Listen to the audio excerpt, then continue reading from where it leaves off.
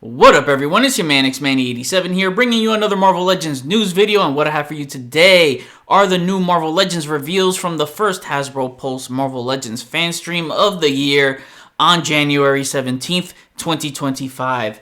Quick heads up for those expecting my next collection video of the supervillains display today. It will be delayed until tomorrow, so no double uploads today, but my collection video schedule remains with the same start time at 8 p.m. Eastern Time. The only thing that changes is the dates move up by one day. Just wanted to clear that up in case you were expecting that today. So before we get into everything, if you could please leave a thumbs up, like, rating on the video. It'll help show your support for my channel and I greatly appreciate it. Now with that said, let's talk about it. The first reveal of the day was X-Factor Jean Grey. This will match the Cyclops from the new Nemesis Build-A-Figure wave. At first the stream was messed up. They had to take it down and re-upload it as everything was in this like VR mode type display. So everything looked distorted. Like this image right here that looked like Jean Grey had a cone head. At first I thought I was just high as fuck, but it was just technical difficulties. And I thought that was hilarious. But they re-uploaded it and then everything was fine. She's on the upgraded female body, which looks to be brand new blank legs compared to that of the Phoenix figure. Accessories are fine with a pair of fists, open hands, two heads with one having the skull cap mask. A telekinesis effect finally added for Jean. It's actually form-fitted to tuck right underneath the bangs of her hair, so it'll only fit on that specific head and not the skull cap one. I was always skeptical with Classic X-Factor as they never finished those teams every time they made a new figure, but now they pretty much hinted that there's more on the way, so if so, I'm cool with that. She's cool, but I prefer her in the red costume more. However, where are her yellow boots? She's supposed to have yellow boots, so I'm not buying it unless they paint the boots in yellow, and I don't think they'll add it by the time it comes out, so I'll pass for now. No release date info, but it will be a Target exclusive in the US, fan channel exclusive in Canada and Europe. Next up is MCU Electro. This figure came out really cool. They made Jamie Foxx a thick boy here. He's definitely got a lot of bulk going on, and his heavy gear with all the wiring throughout, it just looks great. The starfish effect on his face is permanently attached, so it's not removable and therefore no regular Jamie Foxx head. He does have alt hands, and if you noticed, he has those big new lightning effects that came with the Francine Fry Electro, but this time in yellow instead of blue. So I would definitely love to rock these on my classic comic Electro for a more enhanced display. It looks so much better in yellow, even Storm too, so it's going to be a fun accessory to play around with lightning type characters. Pre-orders go live on January 30th, 2025 at 1 p.m. Eastern Time and will not be an exclusive. It is a mainline offering.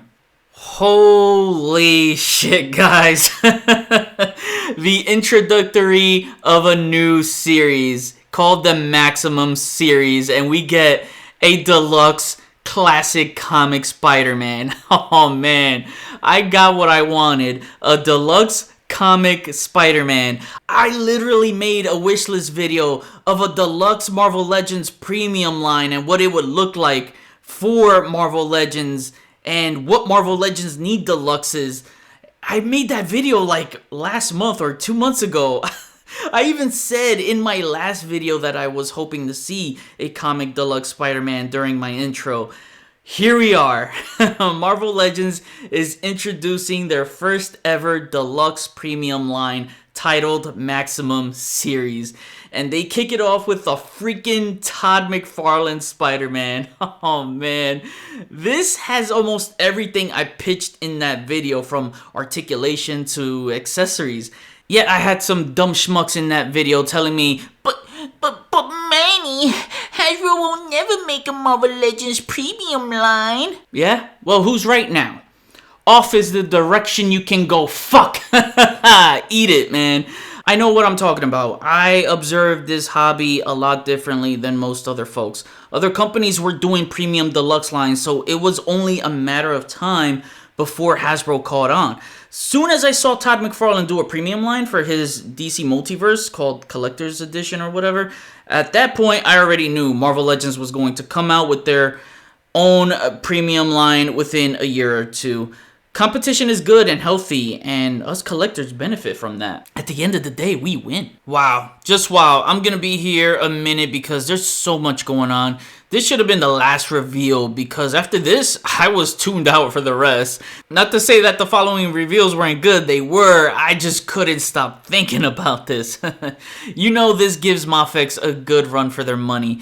And hopefully Mafex can switch it up as they keep doing the same body frame for Spider-Man over and over again. And here, I gotta give Hasbro props for switching it up as they captured the aesthetics of McFarlane perfectly.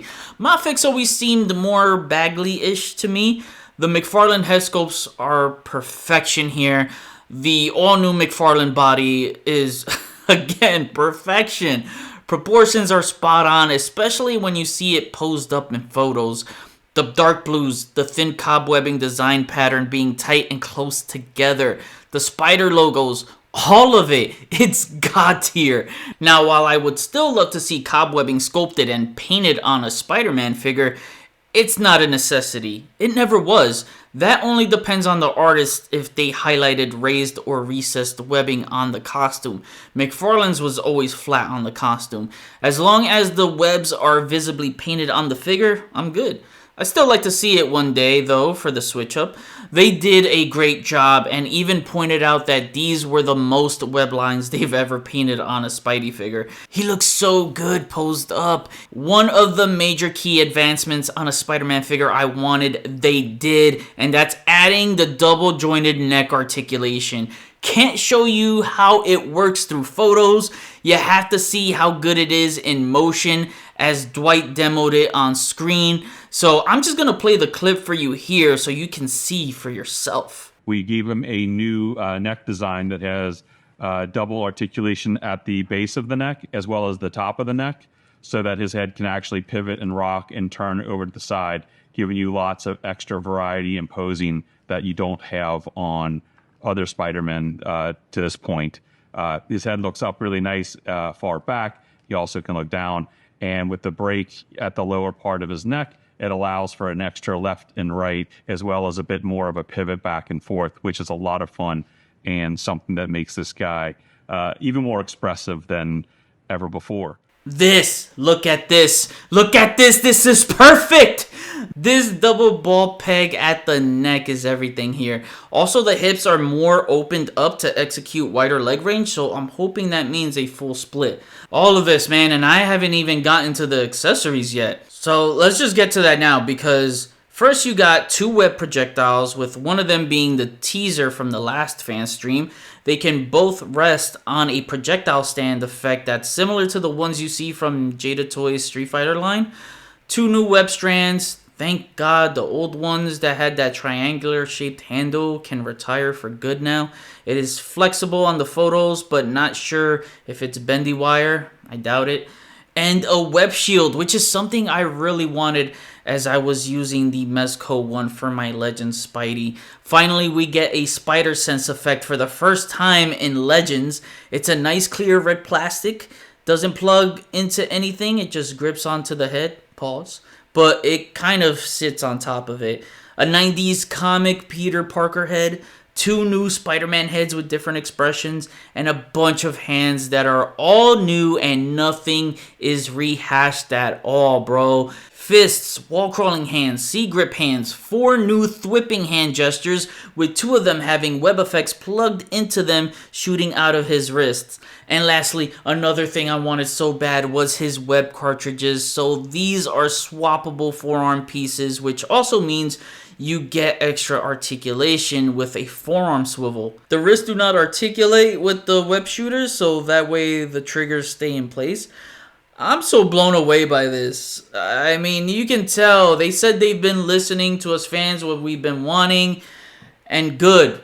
You know, that's good. That's what I want to hear. You know, that I want to hear that they have their ears to the ground and are listening to what we want, man. They really are paying attention. They definitely saw what Mafex is doing. That's no secret. They said they've been inspired by import companies, but also more importantly, they see what we want to see based from those imports onto some of the domestic figures.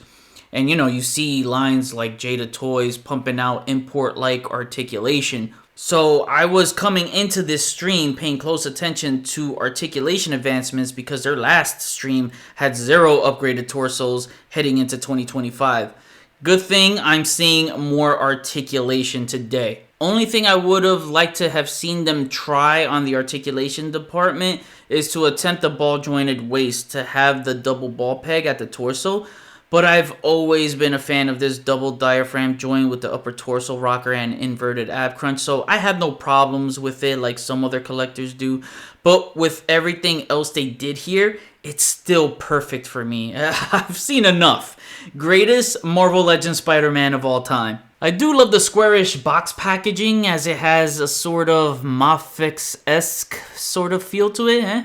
I like the comic panels highlighted in red, like how it is when you watch their fan streams, as that's always in the background.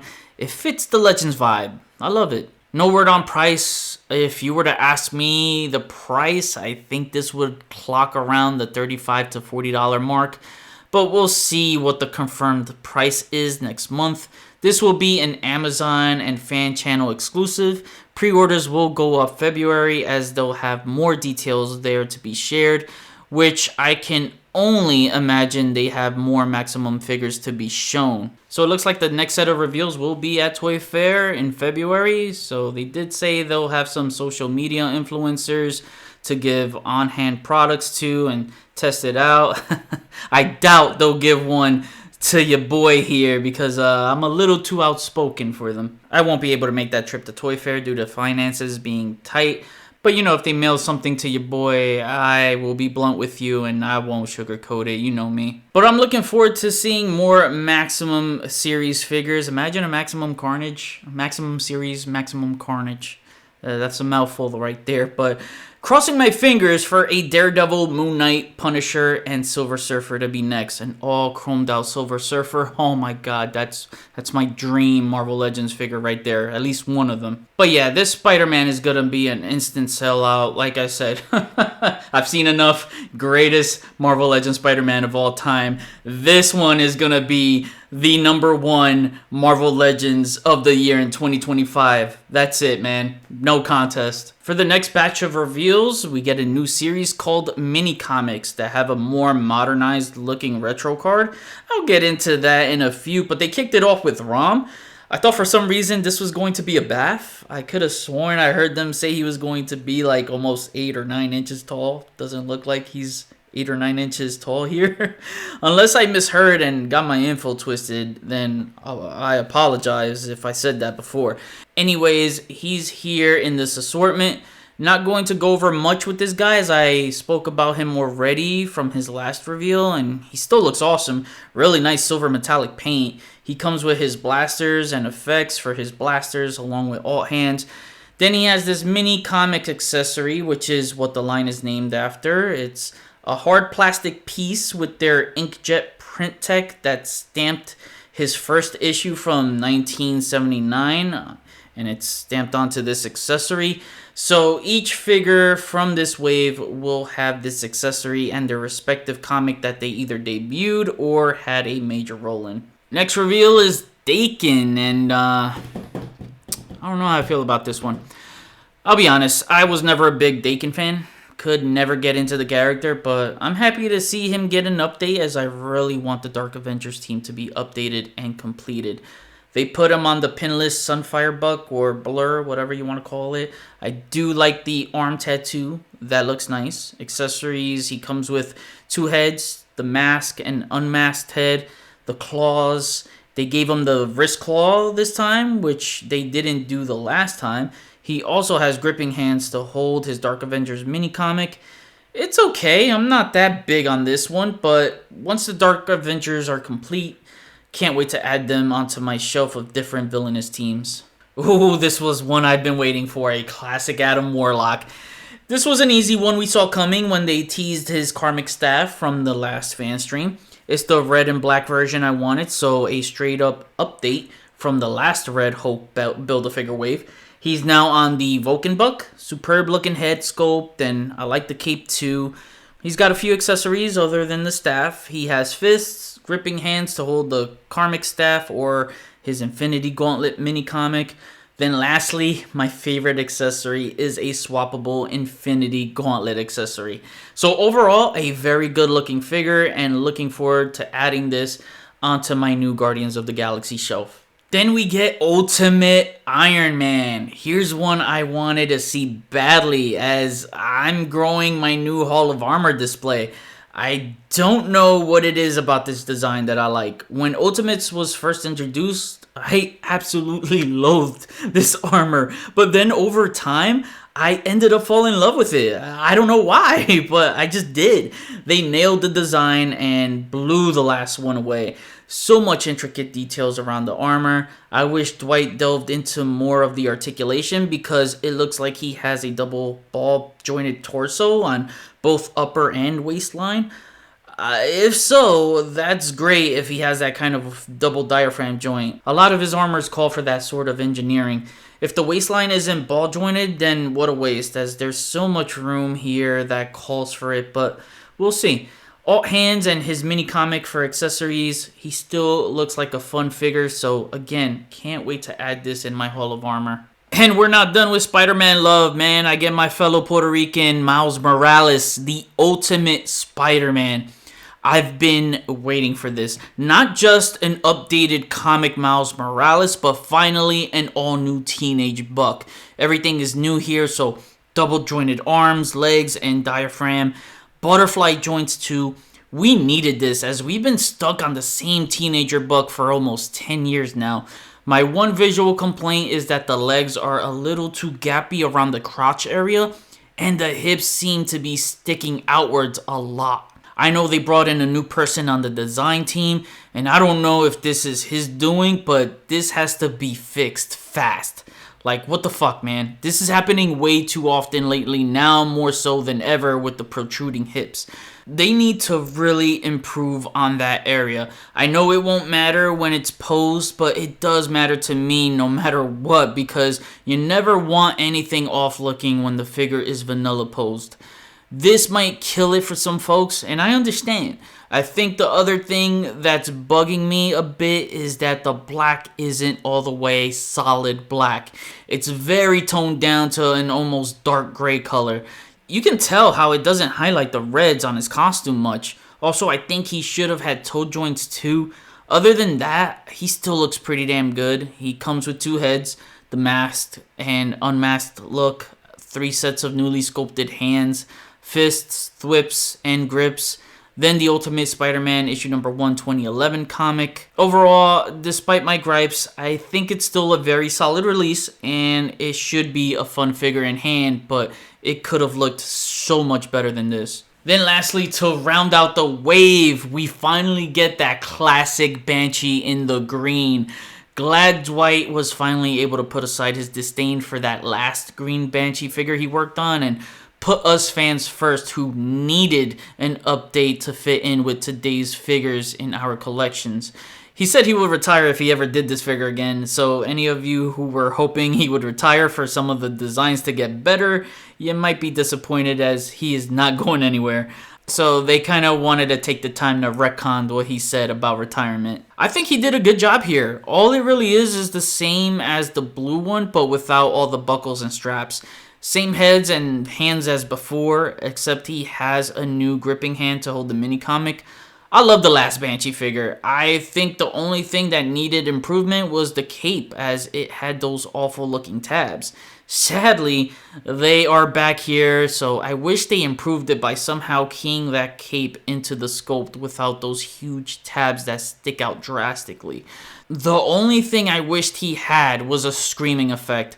But he's still one of my favorite reveals of the day. He was a necessity to complete my classic 70s, 80s X-Men team, so this is one that's an instant buy for me. Overall, I think this is just a weird series, and I don't mean the figures. I'm a fan of the character selection here for a wave.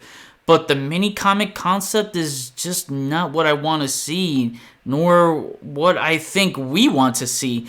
I just think resources should have been spent better elsewhere. When you take into account how much inkjet tech costs, it's not cheap. You're using inkjet, you need a matte finish to really bring it out. There's a lot of layers that are needed to bring it out, so there's a lot that goes into it. Applying that on pieces of little hard plastic, that adds up, and I feel like we got robbed from better accessories needed in the wave, like extra splayed out hands for Adam Warlock. Dakin doesn't have fists for a character who also punches. Some of these gripping hands are useless on some characters. I don't know. You gotta let me know how you feel on this one, but I just think the budget needs to be used wisely. These comics will only be good for some creative photos, but in the long run, it'll end up being a waste. I would have rather have another Bath wave. With that said, I still think it's a cool looking wave with lots of cool characters. I just think they could have capitalized more important accessories than this little comic gimmick. This wave is not an exclusive, it is a mainline feature, and will be available for pre-order on February 6, 2025. They ended the show with a teaser of dumbbell weights, which the first thing that came to mind for me is either a Savage She-Hulk from Savage She-Hulk issue number 24 that had some weights around her, or a Spider-Man animated series Eddie Brock figure, as Brock was always seen lifting weights in the show. But chime in on the comments and let me know who you think it might be. Overall, not a ton of reveals, but for the most part, it was a pretty solid showing. Now I kick it back to you. What do you think of the first Marvel Legends reveals for the year? Which one was your favorites? Not counting Rom, since he was technically already revealed before, but classic Banshee, Adam Warlock, Miles Morales, Ultimate Iron Man, and even MCU Electro were some of my favorites. But my number one favorite was that Maximum Series Spider-Man. I mean, you already knew that, but he's a perfect character to jumpstart this premium line, since he is Marvel's most popular superhero of all time. But not only that makes it my favorite reveal, they made it more enticing now to keep us looking forward to what figures will be in the first Maximum Series wave. I don't know how many figures we'll get of these in a year, so it might be very scarce. I'm thinking maybe 6 to 8 figures of these a year. But who do you want to see in the first Maximum Series wave of 2025? Comment below, let me know, we'll chat about it. Thanks for watching another Marvel Legends news video. Please follow me on Instagram if you haven't already at xman87. Hit the notification bell so you always know when my latest videos are up. Share and subscribe if you're new. See you on the next video. Peace, peace.